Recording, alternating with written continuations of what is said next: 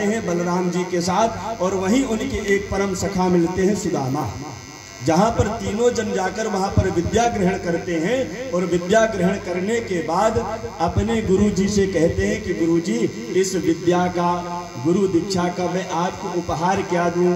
गुरु माता उनकी कहती हैं, संदीपनी ऋषि की पत्नी, कि प्रभु मेरा एक पुत्र था, जो मेरा एक पुत्र था वो अदृश्य हो गया है, आप अगर कृपा कर दें तो हमारे पुत्र को लौटा दें। भगवान ने दिव्य दृष्टि से देखा तो समुद्र के समीप भगवान जब गए तो समुद्र के समीप जाकर यम को भगवान ने आदेश किया कि हमारा गुरुपुत्र कहाँ है। उसी समुद्र के अंदर जो है पंचजन्य नामक शंख, जो शंख बजाते हैं ना, भगवान ने ही पंचजन शंख को धारण किया है, और वो पंचजन शंख जो है महाभारत में बजाया गया है। इस रात्रि की बेला में सूर्य अस्त के बाद शंख नहीं बजाना चाहिए, स्त्रियों को भी शंख बजाना नहीं चाहिए, स्त्रियों को घी की आहुति नहीं देना चाहिए, स्त्रियों को, माताओं को घी की आहुति नहीं देना चाहिए, और शंख नहीं बजाना चाहिए। अगर आप शंख बजाएंगे तो घर में कलह क्लेश की उत्पत्ति होती है, क्योंकि शंख जो है राक्षस वृत्ति का है, इसलिए उसको पुरुष को बजाना चाहिए। और जब पुरुष शंख को बजाता है तो 5 किलोमीटर तक भूत प्रेत पिशाच सब भाग जाते हैं।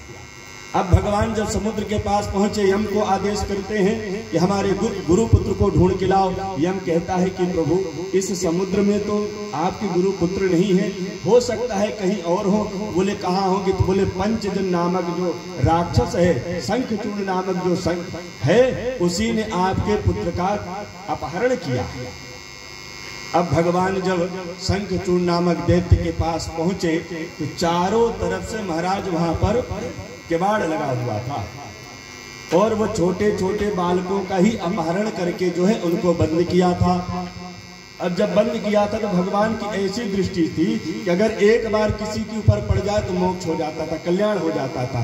उस कल्याण को प्राप्त करने के लिए वहां पर छोटे छोटे बालक, वयोवृद्ध सभी लोग जो थे भगवान को देखने लगे।